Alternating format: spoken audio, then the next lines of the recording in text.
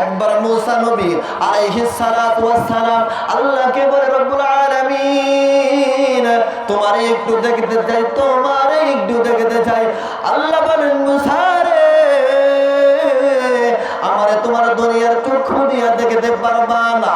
মুসা বলে, ও আল্লাহ কেন পারবো না, ও আল্লাহ কেন পারবো না?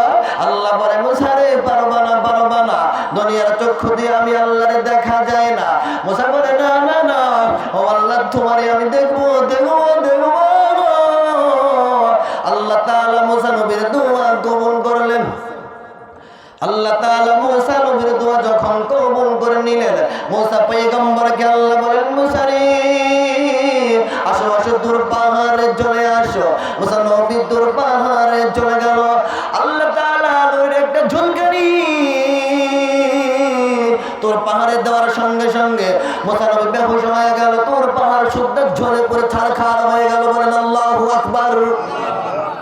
আল্লাহ তাআলার নূরের ঝলকানিতে তোর পাহাড় সহ সব কিছু জ্বলে ছারখার হয়ে গেল। বাবা আরে বাজান, গভীর মনোযোগ কোনো দিকে নজর নাই।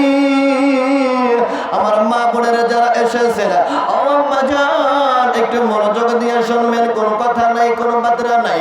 এইবার মুসা নবী আল্লাহকে দেখার পরে এইবার আল্লাহ তাআলা ফেরেশতাদের উপরে, ফেরেশতা মুসা নবীকে হুঁশ ফিরায়া দাও, হুঁশ ফিরায়া দাও। এইবার মুসা নবীকে যখন হুঁশ ফিরায়া দিল, মুসা বলে,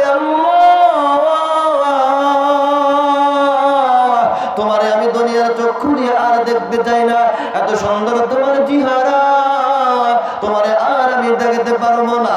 আল্লাহ তাআলা এইবার মুসা নবীকে আবার হুঁশ ফিরাইয়া দিলেন।